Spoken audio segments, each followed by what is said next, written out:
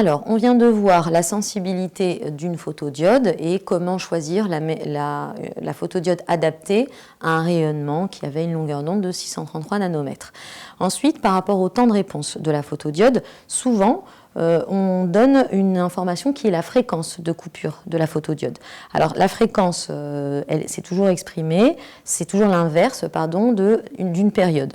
Donc exemple, une petite application, si par exemple on a une photodiode qui a une fréquence de coupure de 1000 MHz. Alors on n'oublie pas que méga c'est 10 puissance 6, donc on va faire 1000 fois 10 puissance 6 pour trouver le résultat en Hertz.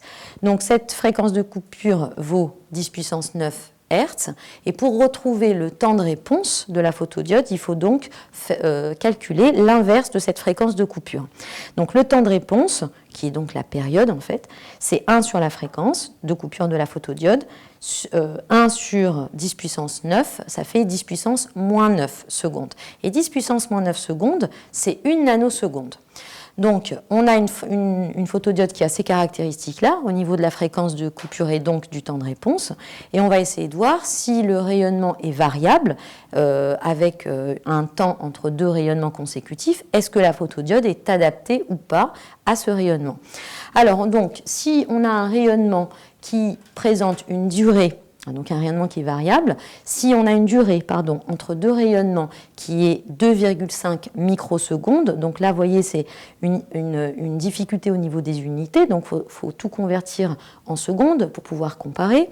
Donc si on a une information, un rayonnement qui est variable, on regarde entre deux rayonnements consécutifs et l'information qu'on a, d'après le texte, les questions précédentes, est de 2,5 microsecondes. Ça veut dire que la photodiode, elle reçoit un rayonnement qui est différent toutes les 2,5 microsecondes.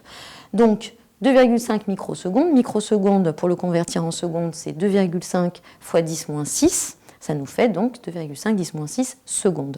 Donc, pour savoir si cette photodiode est adaptée ou pas à ce rayonnement qui est variable, parce que s'il est clairement constant, on ne se pose pas cette question, on regarde le temps de réponse 1 nanoseconde, il est très petit devant la durée entre deux rayonnements.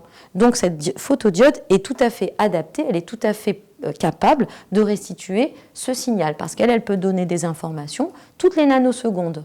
Donc c'est très petit, sachant que la durée entre deux rayonnements est plus grande, elle est tout à fait capable de nous donner, de convertir les photons en électrons et de nous donner le signal.